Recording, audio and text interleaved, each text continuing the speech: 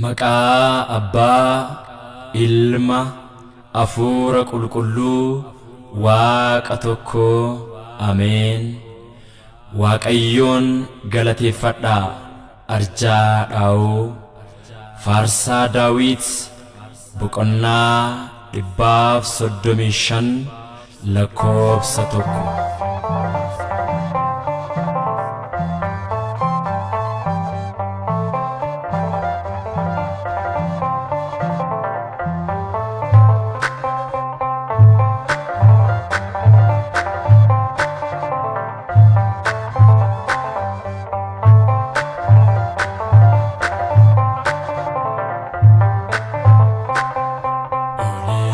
Bubbulee nyaata garaa koo olmaan Yesuus gochaan Waaqaa koo baay'ee gatiinsa maal kennuuf laata kan harka kootiif nu galata.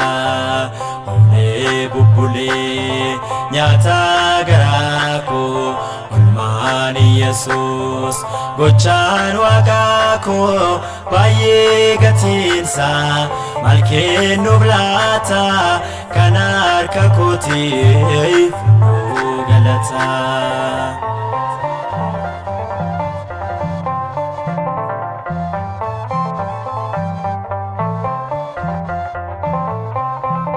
Gara biita koo mirgaas ilaalee akka kennabee hunda madaalee situ naaf guuta irroo manaa koo sin tajaajila guutuu bara koo.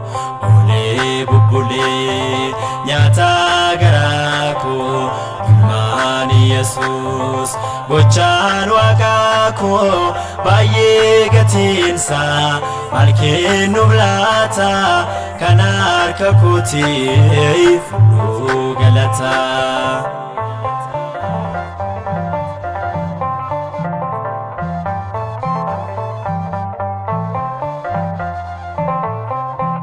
Omtuu siin dhibu hundaa dandeessa siinaan daagadhee dhibboo kaleessa kattaanis burqee aduu abboomta aariyaam irratti ulfaadhu gooftaa. Olee bubbulee nyaata garaa koo olmaan Yesuus gochaan Waaqaa koo baay'ee gatiinsa maal kennuuf laata kan harka kootiif nu galata.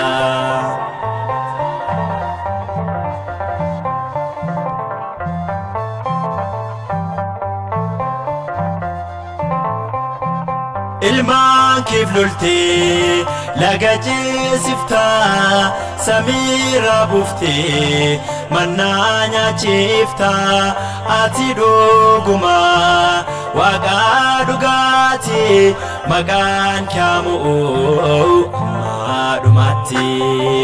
Olee bubbulee nyaata garaa koo olmaan Yesuus gochaan Waaqaa koo baay'ee gatiinsa maal kennuuf laata kan harka kootiif nu galata.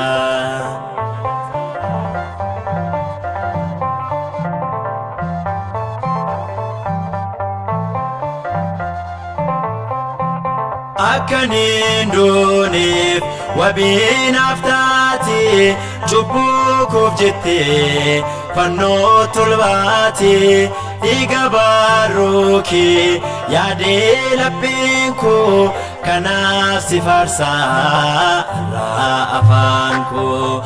Olee bubbulee nyaata garaa koo olmaan Yesuus gochaan waaqaa koo baay'ee gatiinsa maal kennuuf laata kan harka kootiif galata olee bubbulee nyaata garaa koo olmaan Yesuus gochaan waaqaa koo baay'ee gatiinsa maal kennuuf laata kan harka kootiif